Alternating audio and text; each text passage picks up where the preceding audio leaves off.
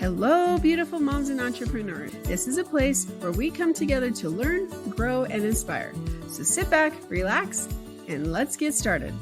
Hello, Unbreakable Mompreneurs. My name is Charisse Walker. I'm your host, and today I'm here with Bree Hartman, and we have been talking off camera for a little while, and I'm like, we need to just press record. She is very accomplished, and this is something that I think a lot of times if you think about real estate investing, and so I think it's very important, and it's becoming a little more popular, but it's still kind of a dirty little secret. So it is a great opportunity to get in and learn some information. So if you're looking to be able to have passive income or be able to quit your full-time job and go into this might be the episode for you. So Bree, without further ado, why don't you introduce yourself? Hi, everyone. Thank you so much. This is so exciting just to be here today and this morning. So yes, I'm Bree Hartman. I'm located in Sacramento, California. And so I was a gym owner for 5 years, turned real estate investor in the past 2.5 years. And so we always joke is that we had one accidental rental. So we were like, hey, we're going to go get a rental, we'll go buy another house. And this is going to be the game changer for us. And so once I rented out the house, I was like, whoa, especially in California, you learn, you've got like service dogs, you've got toilets, you've got all these tenant stuff and mildew and black mold scares. And so that really pulled me into what else is out there from a real estate investing standpoint and how can I make money and then also live this life with life options for my baby girl. And so that's actually where we found self-storage. And so I heard self-storage just on a podcast and they said to me, no toilets, no tenants, no fees, less problems. And I was like, yes, like, let's go, like learn about self-storage. And so that was my one thing for 2021. And that's what really got me started into like, I want to buy my first self-storage facility. So I'll kind of talk a little bit about my story and how I pivoted, but I am also owner of Self Storage Group, which was where we actually operate and own our self-storage facilities. And currently right now we have 3 facilities, all out of state. And then from there, I also, once you start one business, you're like, how do I start another? Because you're crazy like that and a sickness from inside. And so we started self-storage acquisitions. And so that's my favorite part. I call myself the storage queen, the deal queen, because I love a good deal. So I now have my own acquisitions team, some virtual assistants, and we actually source the deals straight from mom and pop self-storage owners themselves. And then the last thing is I am also a founder of the self-storage school. And this is something that I'm really proud of because I love coaching. And I think this is something that once you learn how to do it, you take action on it, and then you teach other people, and it feels just like this whole circle. So I currently have the self-storage school where we teach people how to find and fund their first storage facility. So that's just in a nutshell, really quickly. But I think lastly, I always like to say, I just love my baby girl and I love family. And that's my biggest thing is that being able to have life options and wealth and also building that wealth and learning and teaching her, like being an example of what's possible is something that I think just really drives me in every day and just wanting to be the best mom possible for her and creating this life. And I love that because when we were talking offline, you said that you were pregnant with her at the same time you were looking for your first deal, and they happened almost simultaneously, right? Yes. And that's what I like when it was crazy. So I had a gym business for 5 years, loved it, was a nutritionist, gym owner. And when I was 10 weeks pregnant, I woke up at like 3 a.m. and you have this feeling when you built your business the wrong way. And a mom, you have this like wake up call. You're like, wow, I have 9 months to kind of, figure out what this new life is going to look like. And I knew I built it wrong, which gave me shivers. And I'm like, okay, there's got to be more, what else is out there? Once you start one business, what else can I reverse engineer and have that wealth, time freedom, and life options? And that's how I really found real estate and became in love with it. And I always joke, my husband at the time, I woke up, I bought a $2,000 ticket to Las Vegas at 2 a.m. in the morning. And I told him in the morning, guess what I did? And he's like, what? And I'm like, I bought a ticket to go to Vegas to go to a self-storage convention with like 3,000 other people. I don't even know one thing about storage. And he's like, Okay. I know there's a lot of hormones right now, but go do your thing. So I went by myself. It's mostly a male dominated, I would say, sphere, and plugged myself in. Didn't even know what the word acquisition meant, which means just finding deals. And from there, I just came back and I was like, this is an incredible, not only business, but an asset that I feel like I can not only get involved in, but own and remotely manage it from afar. And so that's my goal right now is to own in 5 years 10 to 12 self-storage facilities, all remote managed with a boots on the ground 1099, where I can actually work from Sacramento and systematize and have that wealth and life options for the future. So let me ask, because a lot of times there's a lot of different mentors that will tell you and people that you should start in your own backyard and you should get to know what's going on there. And none of the three are in your own backyard. They're all, I No. mean, many miles away. And so do Yes. you fly there to go inspect them or are you teaming up with people? How do you run it? No, that's such a great question. And I feel like that question's like two-pronged, where I always like tell my self-storage school students, like, what is your competitive advantage? And, I live in California, which is so expensive. Sacramento, very expensive lifestyle and real estate. And so I did start 4 hours from the radius of where I live and quickly just found out getting beat out by over $300,000 offers. And so that was where I was like, okay, there's got to be other facilities elsewhere. So, but I always say, like, what is your competitive advantage? Where do you want to go? So I started to invest in Louisiana because I love New Orleans. I love going to Mardi Gras. I love going to the games. And so that's why we actually bought two facilities in Louisiana. And then sometimes a deal just pops up and you're like, it pencils, it underwrites well, and I'm going to go figure it out. So that was like one part, of that process. And I forgot what was the last part. I like had a great cue in on Do the, you what go, was do it? you ever go inspect it before? Oh, yes. So inspecting it. So this is the best part is like when I was pregnant, I was like 8.5 months, and I actually partnered with two other partners that I met at a conference, at a self-storage conference. And so what was wonderful about this was that I wanted to go do due diligence and everything. And my partner's like, you know what? You stay here. We do not want you having a Louisiana baby. We're gonna go, trust us. We're gonna go. You can create a checklist from us and we'll check in, every single day. And so that was something that really was a great lesson, I think, especially in motherhood, was that you don't have to do this by yourself. And that's something that I always tell my storage school students is like, you don't have to do storage investing by yourself. In commercial real estate, different than residential, there is a bigger piece to the pie. And so I'd rather own 50% of a watermelon than 100% of a grape. And that's something that you can really, explore partnerships, the right partnerships, because that is something that's really important, and making sure that you have opposite skill sets and then you guys can divide and conquer, and then also reduce the risk by, putting in just one third part of the money. So that's another big piece that is important. And that was a big learning lesson in my like pregnancy and closing this deal, was that trusting others, it's safe to trust others, and, to partner and to, divide and conquer. And that's something that I don't think people understand a lot is that in real estate, if you do it on your own, you are going to like flounder and flop. It is absolutely, especially when you start doing the bigger deals like you're doing, it has to be a team effort because you cannot do everything on your own. And trusting other people, that's something you have to get to because if you can't, I know. And I have a great story because this was actually a learning lesson that I learned. And I think I missed out on deals early on because I thought I was going to partner with my dad. Like, no, like, and trust. You start with your family. And he was like all in on this. Like, we still to this day have an LLC that we opened up, that we have not bought a storage facility. And so what I learned in this lesson was the first 6 months, I constantly kept bringing deals to him, and being a good dad, right? They try to reduce risk, and he's 72 and I'm 36. And so his risk profile is very different from my risk profile. And being new into this, I had no idea. So I was like, no, like, and trust, family, family, family. I'm going to invest with my dad. And so constantly with the no, hey, this doesn't pencil, or hey, I don't like this. And we missed out on a lot of deals because we were slow. And there was always something not good enough to make that pencil. And I think that as a father figure, they want to protect you.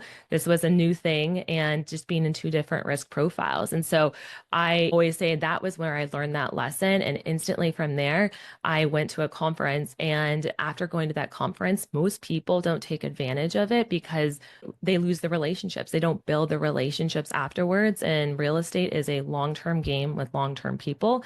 And so what's important, no matter what conference you go to, real estate or mindset or women's events, make sure to bring three connections that you have and then build that relationship afterwards. So after that conference, I reached out and said, hey, I found this deal. Let's underwrite it together. Let's jump on Zoom.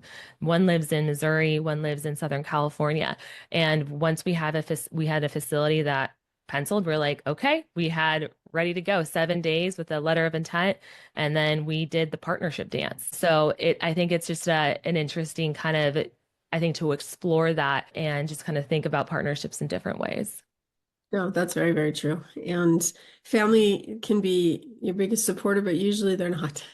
I know. I Because know. the way that you nicely said that, they reduce the risk for you. Exactly, exactly. There's just way too many reasons every single time. And I always joke because I'm a numbers person, but I love deals.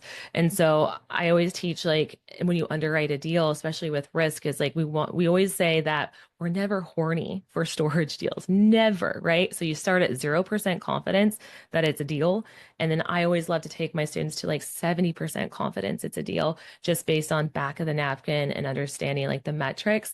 And then how do we take an arrow, kind of like archery, and then go from there, a little bit deeper dive. And at 85%, that's when you shoot that arrow. And that's where that goal is, that you'll never feel 100% ready to jump in. And this is where I kind of want to talk about the mindset piece to this, because there's a lot of people that think that you're like, when you find the deal, you'll know it. And you never will constantly feel ready. But I think the number one mindset thing that especially brand new storage investors or even real estate investors can get trapped in is, I don't know how to fund the money, right? I don't have the money part to it. And so going from one accidental rental, like a $300,000 house was literally what I bought, to a $3.1 million storage facility. And so this jump is gigantic. And thank goodness I was brand new. I didn't know what I didn't know. And that was what probably helped me. But a lot of people are like, I don't know how to make that money. I don't have that much money. I would never be able to invest in a $3.1 million deal.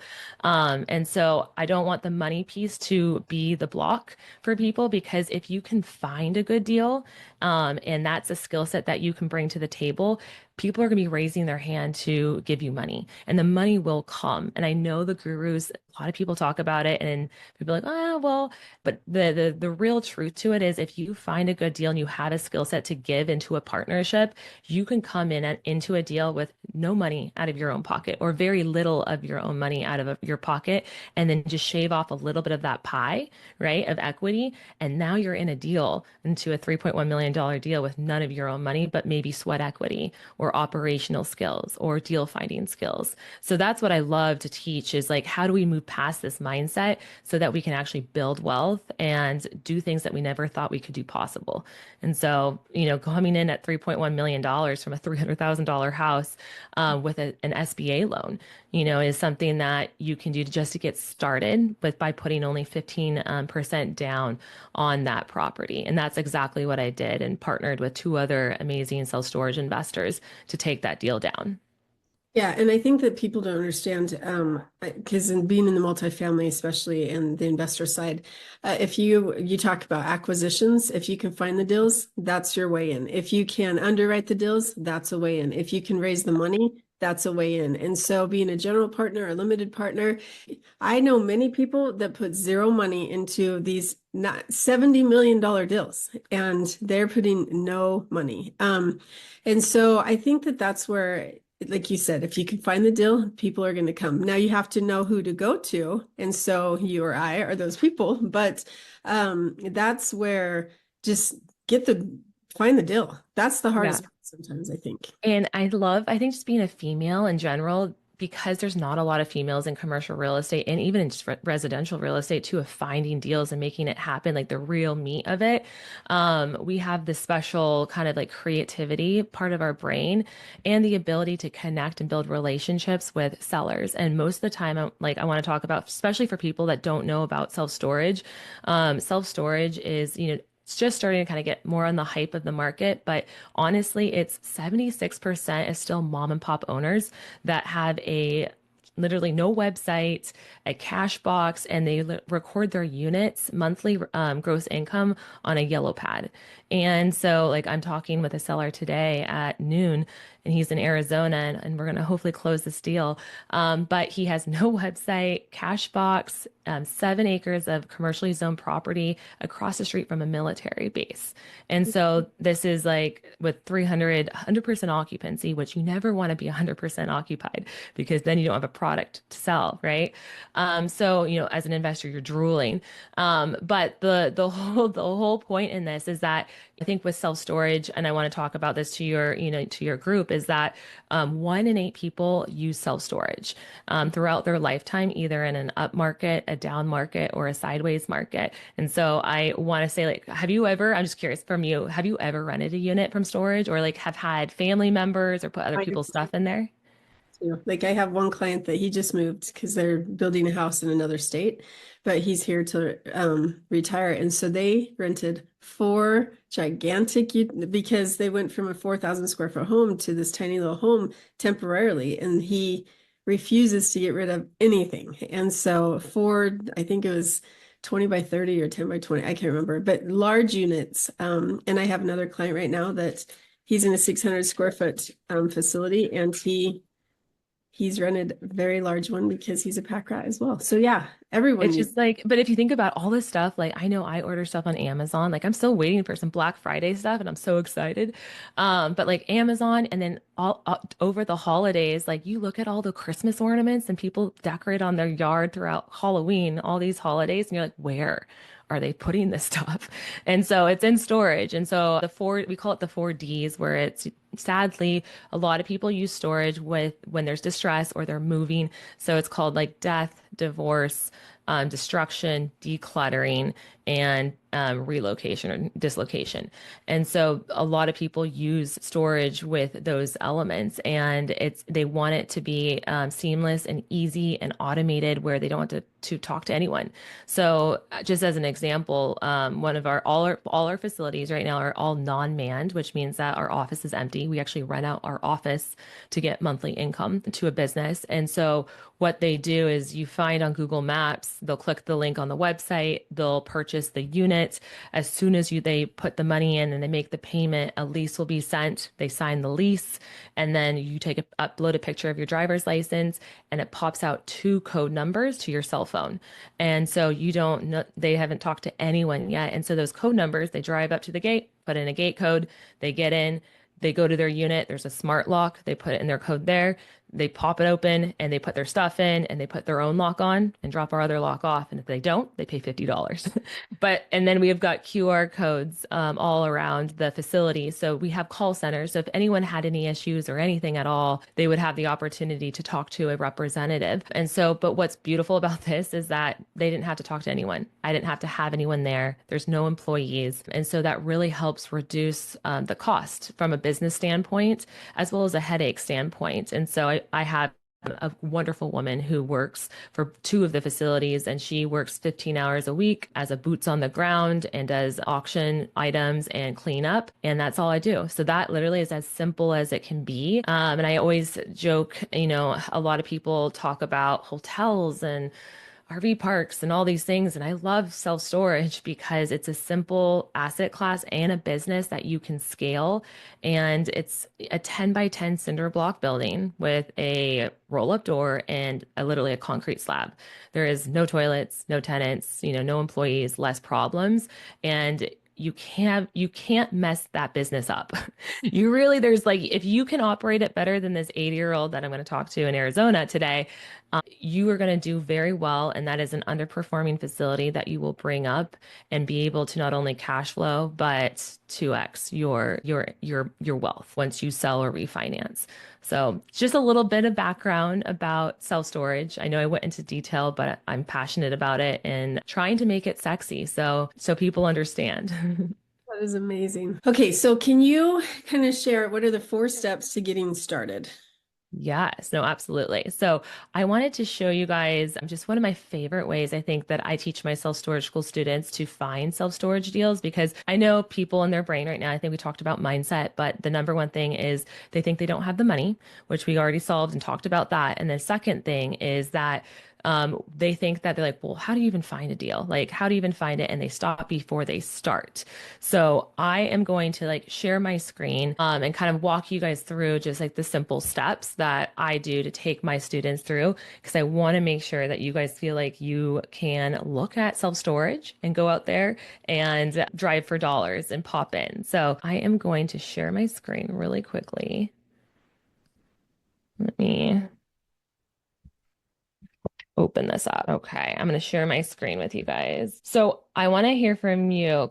Give me one city. I'm going to put myself on the spot. One city, send request. Oh, Okay. I'm gonna try that again. Oh, yeah. Okay. Perfect. So give me one city that you are interested in that is greater than 8,000 people, less than maybe 150,000. Um, let's do Bountiful, Utah. Ooh, okay. I love Utah. I love Utah so much. That would be goals. Okay, so open up Google Maps, and this is called, we call it the Google Map pack. And so if you go to Google Maps, you put Bountiful, Utah, and then you kind of, I want to show everyone kind of where this is if you're on YouTube or watching this. And then what you're going to do is you're going to click nearby right here. And then once you click nearby, you can put in, because Google's great that now with AI and everything, they have all the businesses that you could possibly imagine in here. So I'm going to click self-storage, and what it's going to do is going to populate all these red dots, which is the Google Map pack. And I'm going to show you the 4 things that I look for mom and pop self-storage owners. And this is how I actually have my virtual assistants and myself find these off-market deals. And so if you can come in here and you can see right here on the right-hand side, normally the ones at the very top are ones that are sponsored or have ads. And then we're looking here for no website. So this one right here, Bountiful Self Storage, second one pops up, no website. And so what we're going to do is we love people that have no websites, because this is a clear indicator that this facility right here is mom and pop. And then I'm going to scroll down a little bit and see if there's any others that have no website. Here we go. Hey, storage. So I want to click on one, and it has no reviews. Even, oh yes, this is beautiful. Okay, so this is great. Let's go check this one out. Let's see here. So we're gonna zoom in. Where is this one? There it is. Okay, zoom in right here. And so what I'm looking for is you kind of like zoom in to, oh, and it's a beautiful one, right? You know what? I actually, this one is an interesting story. I've talked to this owner a couple times actually. So we're going to drop our little man, and we're going to kind of look over here. Love that the sign looks just like mom and pop and has no gates. Doesn't look like it has very much security either. And this is mom and pop. Like this is exactly what I talk about when I buy off market deals, is this is a perfect example of someone that does not have a website, that is probably taking calls by themselves. And I bet you anything, if you call, the owner would be there, or it would be a family member. And so looks like they've got a nice little office right here, right by the freeway, big, larger facility, like 35,000 square feet. And their indicator is now reviews. And this is a perfect one that has no reviews. So no website, no reviews on Google My Business, which is shocking, because this is how millennials and a lot of people nowadays find and have reviews. If people have good review stars, as a female, I'm going to go there. Like I'm going to rent my stuff. If there's no reviews, why would I waste my time? Right. And so another indicator, number 3, is actually to look at the picture here on Google Maps. This one looks nice, but shockingly, I had my storage school student, we were looking in Tulsa, Oklahoma, and there was I've never seen such a bad photo of an abandoned storage facility that had just stuff displayed everywhere, and a business owner approved that photo to be their photo, pinned photo on their Google My Business account. So this is another sure sign. And so I would just save this and call the owner directly. And then the fourth thing is if it did have a website sometimes or a contact me right here, you can actually get straight to the owner by when you look at the Gmail, it'll say like, hey, storage, gmail.com. And that's another sign that is a mom and pop facility. But what I want you guys to do is to, add these to a list. I call it my top 100 list. And then I actually will call those lists 5 a week and or send out 5 mailers to them. And so those are different ways that you can, just ask this. All what you have to do is the success that I'm having right now is just, hi, Mr. Hayes. I saw your facility on Google Maps. I just wanted to give you a call. I know this might be out of the blue, but I just wanted to see if you would ever consider an offer on your facility. And so I'm not asking him, like, would you sell? It's more, would you consider an offer?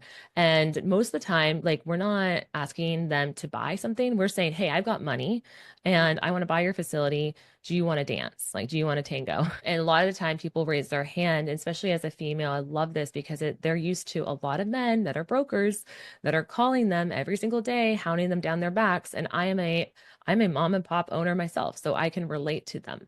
So this is one way, but last thing before we kind of switch gears is I don't want you guys just to stay on page 1. I want you guys to go all the way down. Like, here's another one, beautiful storage facility, no website. All the way here down, there's going to be pages probably 1 through 5 or 6, depending on the market.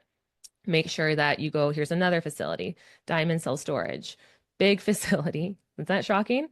Big facility, beautiful. Like, I would buy that all day with no website. So this is just like a quick example. I don't know if this excites you, but this is like gets me excited because I'm just like drooling. I'm like, this is opportunity that people aren't talking about, that people are leaving money on the table where yeah, go out. We can buy houses, great, or multifamily. But if there's 76% mom and pop versus multifamily right now is 10% mom and pop because it's been bought out by institutional buyers. And so this is when people like Cody Sanchez talks about buying boring businesses. This is the exact thing that gets me excited is that this is the buy time now to get in to buy these baby boomers businesses that are constantly retiring day after day through the next like 3 to 5 years. So just wanted to, yeah, share my screen and kind of give you guys some action steps. I love that. And to keep in mind, a lot of the kids, they don't want anything to do with their parents. No.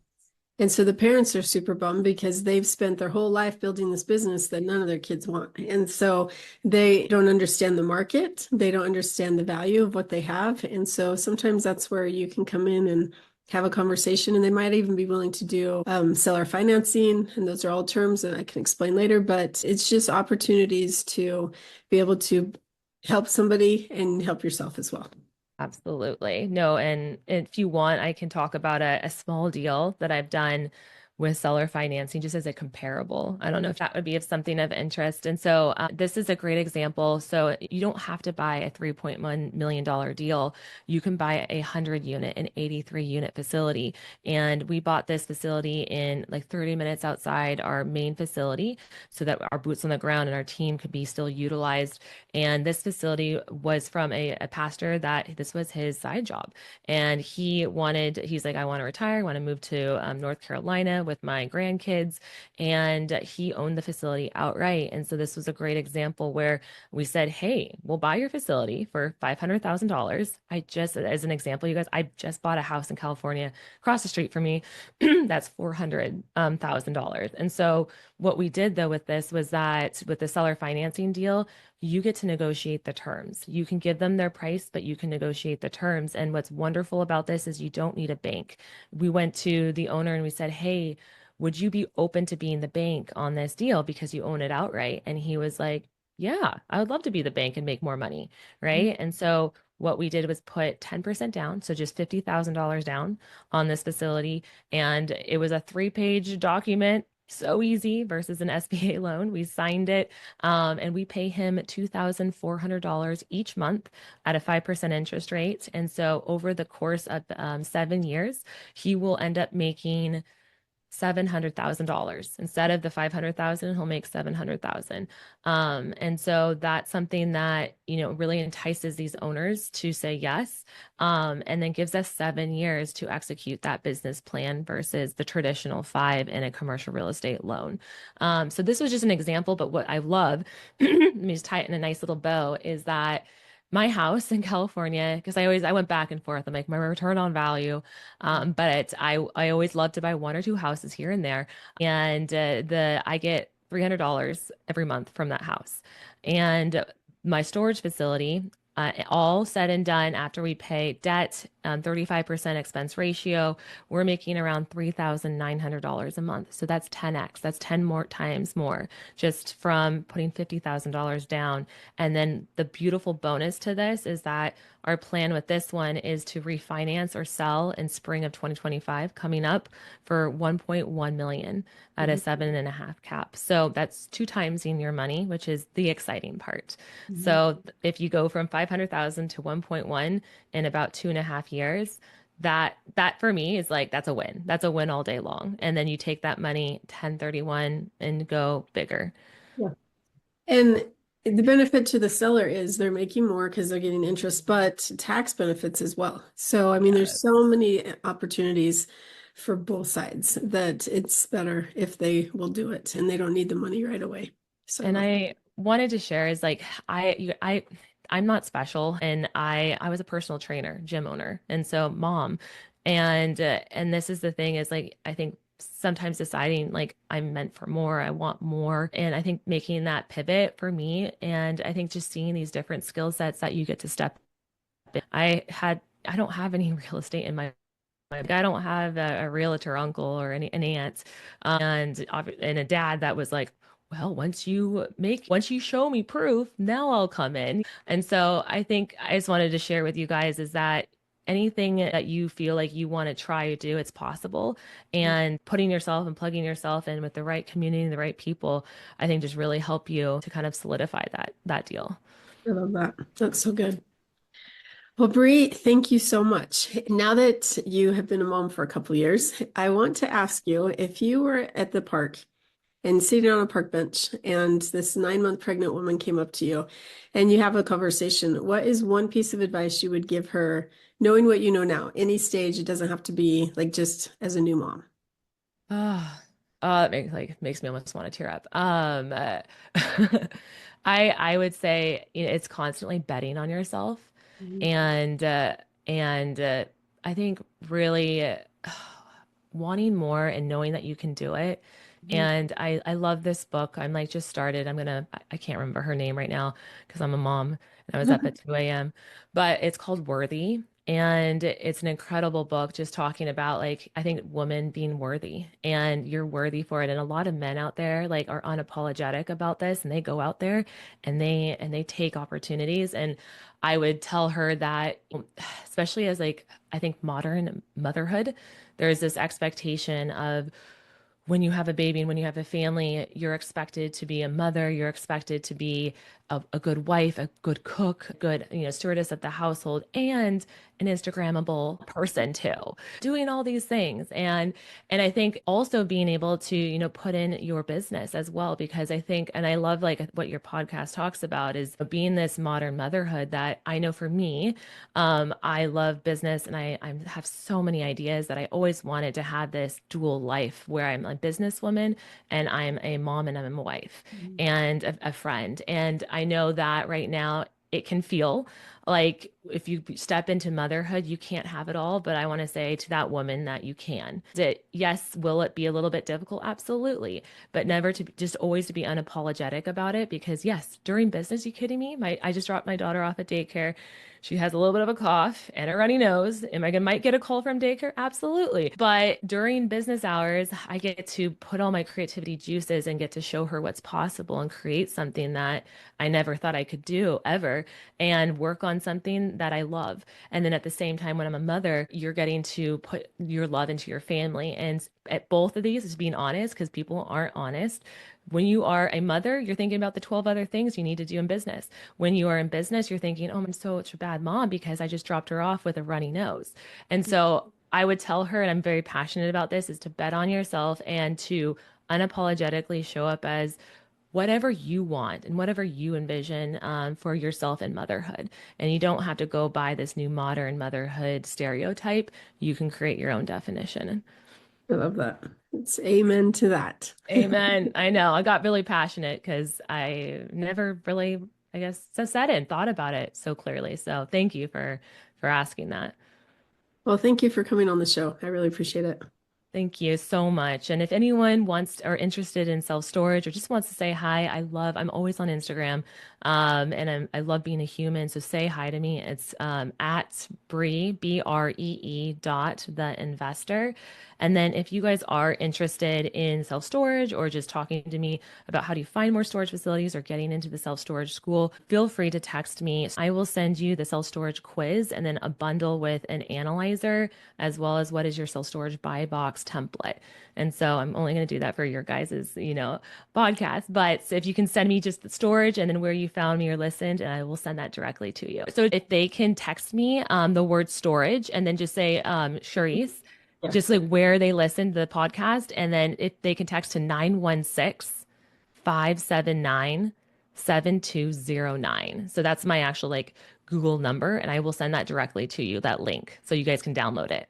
It's amazing. Thank you so much. I love when my listeners get to be able to connect with the guests. So thank It's so important. You're welcome. Thank you so much for hosting this. Yeah, thank you. And moms, if you are looking for a side hustle that could turn into a full-time job, if you're struggling because you're thinking that you're not worthy, like Bree talked about, you are worthy. And that is the whole purpose of the show, is to help you realize that you can have it all and you deserve it all. So go out and make it a great day. Beautiful moms, remember, you are unbreakable.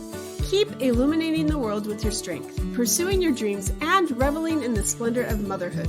This is Charisse Walker, bidding you farewell for now. Stay tuned for more empowering conversations on the next episode of the Unbreakable Mompreneurs podcast. Until then, keep shining bright. Signing off with love, Charisse Walker.